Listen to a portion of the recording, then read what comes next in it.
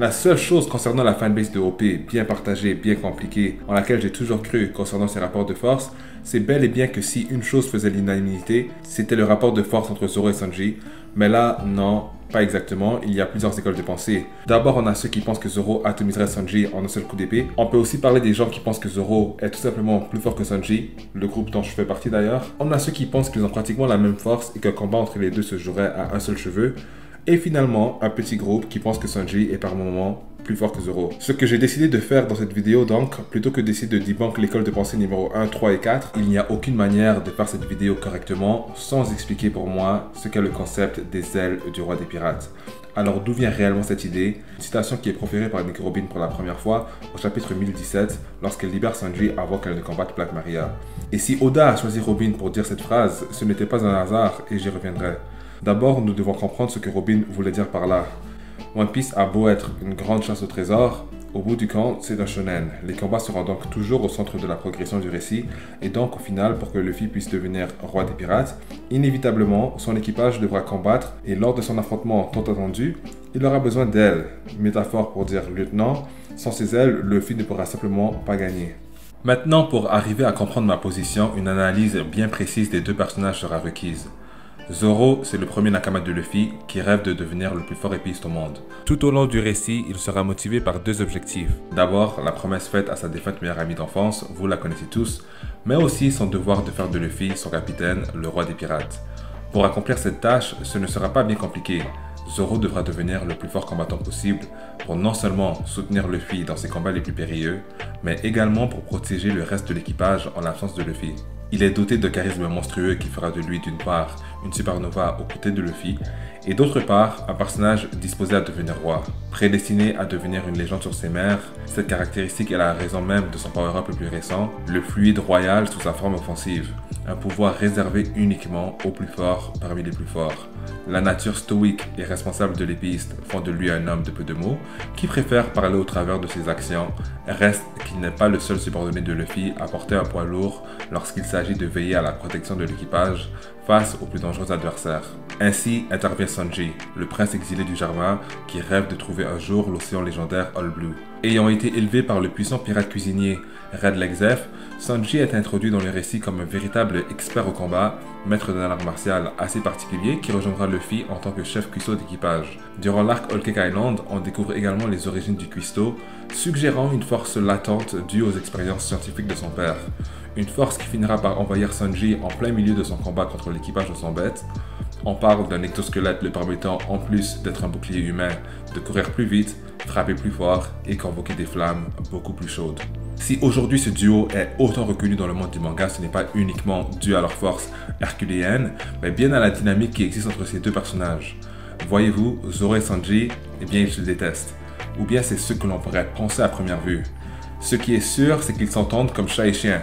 Sanji, lui, il est propre et raffiné, quant à Zoro, un peu plus décoiffé et nonchalant, pour ne pas dire sale.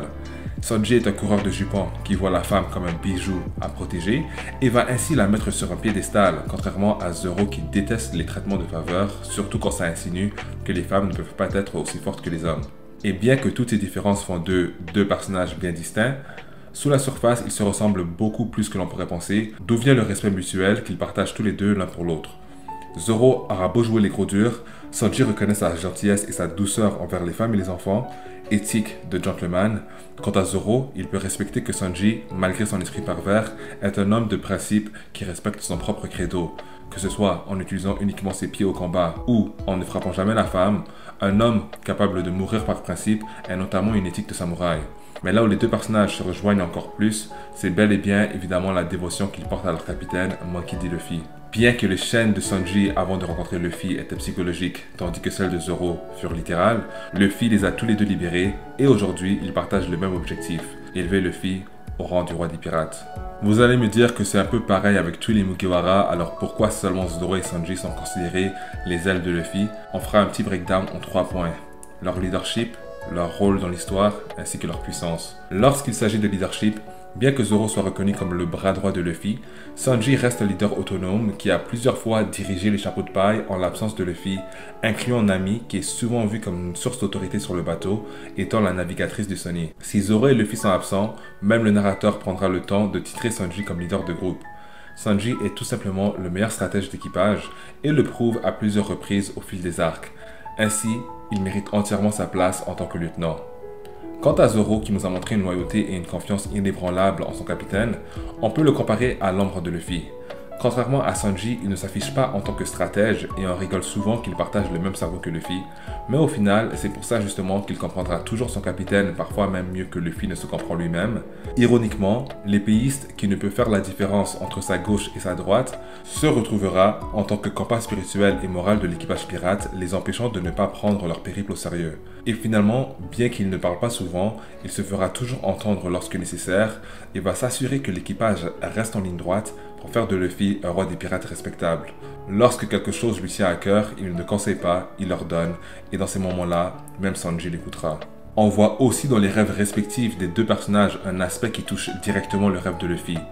Le rêve de Zoro communique l'ascension et la volonté des hommes à dépasser leurs limites jusqu'à se retrouver au sommet. Celui de Sanji représente la découverte et le romantisme de l'aventure vers l'inconnu. En combinant ces deux passions, on retrouve alors Luffy qui veut devenir roi des pirates en trouvant un trésor légendaire, mais qui devra également surpasser tous ses rivaux, les 4 empereurs, pour prouver à l'audience et aux pirates qu'il mérite d'être roi. Et pour conclure ce segment, One Piece étant un shonen, Sanji et Zoro en tant que commandants les plus forts de Luffy ainsi que lieutenant seront inévitablement mis au devant de la scène lors de la dernière bataille de Luffy. Deux éléments indispensables au rêve de Luffy, comme le reste des Mugiwara d'ailleurs, mais là on parle plutôt de deux éléments indispensables à la bataille qu'entamera Luffy. Si Luffy doit attaquer le corps armé d'un groupe ennemi, Zoro doit se charger du sabre de l'adversaire et Sanji de son bouclier. Ainsi, on obtient la trinité la plus iconique de OP, mais ce n'est pas tout. Comme promis, on va revenir à la citation de Robin très bientôt, et évidemment, il sera l'heure pour moi de justifier justement ma perception du rapport de force entre Zoro et Sanji. Alors, si tu aimes la vidéo jusqu'à présent, laisse un petit pouce bleu et abonne-toi pour plus de contenu comme celui-ci. Et sans plus attendre, pour revenir à ce que je disais plus tôt, Zoro et Sanji partagent un même objectif, celui de faire de Luffy le roi des pirates. Un rôle qu'ils prennent tous les deux très au sérieux, mais la différence est observable à leur manière de soutenir Luffy. Zoro, bien qu'établi plutôt comme compas spirituel et pro du navire, la seule contribution tangible qu'il puisse apporter à l'équipage sont ses muscles. Pour soutenir Luffy, Zoro doit se concentrer sur une seule chose, devenir plus fort, et il le sait. Quant à Sanji, même si la force est aussi indispensable pour aider Luffy et garder ses nakamas sains et saufs, il est avant tout cuisseau d'équipage. Et c'est d'ailleurs pour ça que Luffy l'a recruté, sa force n'était qu'un bonus. Zoro est en fait le seul nakama que Luffy recrutera principalement pour sa force, et donc il est normal qu'il soit le subordonné de Luffy le plus compétent dans ce domaine.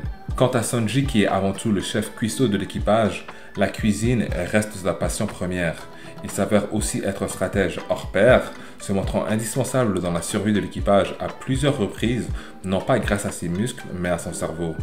Donc symboliquement parlant, ce qu'on peut conclure de cette dynamique, et cela c'est sans parler feat de puissance, c'est que pour que Zoro et Sanji puissent avoir une contribution équivalente au sein de l'équipage et en tant qu'aile de Luffy, il est logique que Zoro soit le plus puissant personnage des deux, vu que son aide apportée à Luffy est spécifique au combat, alors que Sanji, lui, il aide de plusieurs façons. Dans le cas où la différence de force entre les deux personnages est presque inexistante, comme beaucoup tentent de me le faire comprendre, Sanji serait bien plus important que Zoro en termes de contribution, en tant que nakama, mais pas juste un peu, largement. Ce que certains aimeraient croire, mais je pense qu'Oda nous montre que ce n'est pas le cas à plusieurs moments dans l'œuvre. Une thématique qu'on observe dans l'équipage, c'est que chaque membre est indispensable à Luffy. Pour citer Sanji lui-même à Enies Lobby, il dit à Usopp de faire ce qu'il ne peut pas faire et lui se chargera de faire ce que Usopp ne peut pas faire. Alors encore une fois, insinuer que Sanji peut faire tout ce que Zoro peut faire, c'est ignorer plusieurs évidences dans l'œuvre. Bien que leur dynamique puisse laisser penser que c'est le cas, au bout du compte, lorsque ça vient à leur performance en tant que combattant, tout comme Luffy pourra accomplir des prouesses inatteignables pour Zoro, Zoro pourra accomplir des prouesses inatteignables pour Sanji. Ce que j'avance n'est pas qu'une simple opinion ou théorie, Oda ne rend pas les choses plus claires lors de l'arc Thriller Bark. Après l'attaque fatidique de Kuma, les Mugiwara sont tous hors service à l'exception de deux personnages.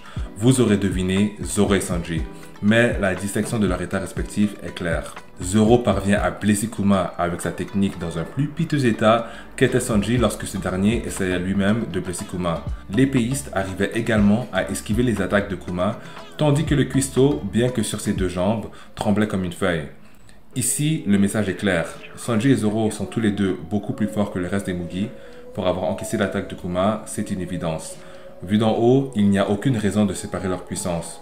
Mais vis-à-vis d'eux-mêmes, Zoro a toujours le jus nécessaire pour continuer son combat, ainsi prendre la douleur de Luffy, alors que Sanji tient à peine sur ses jambes. Lorsque Sanji montre également à Zoro qu'il est prêt à se sacrifier pour Luffy, Zoro se voit forcé de l'assommer en un seul coup. Pour revenir à ce que disait Sanji à Usopp, ici c'est pareil, Zoro fait ce que Sanji n'aurait pas pu faire pour que Sanji puisse continuer à faire ce que Zoro ne peut pas faire.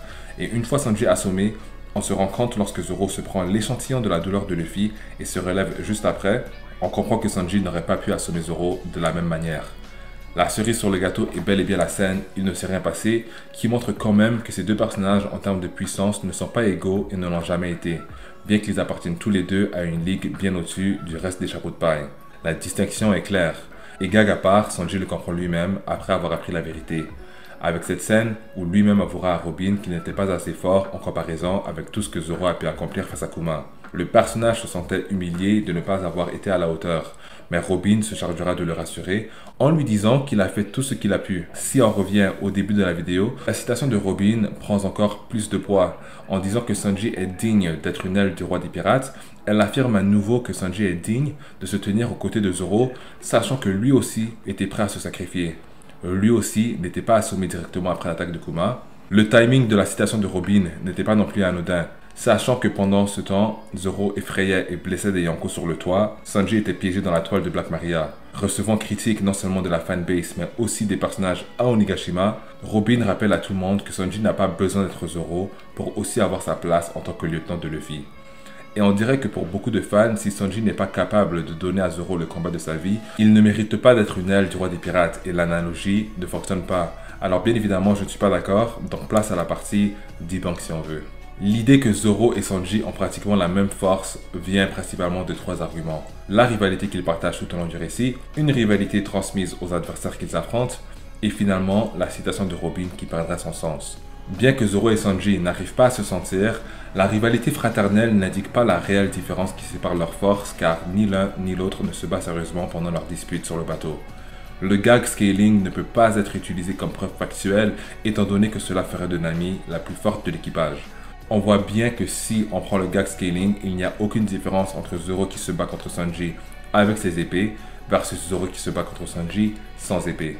Lorsqu'on utilise par exemple un moment sérieux comme un thriller bark, qui fait avancer le scénario, on voit bel et bien une différence. De ce que j'ai pu comprendre, la répartie éternelle entre Zoro et Sanji est plus une manifestation de leur amitié proche et leur respect mutuel qu'ils cachent au grand jour.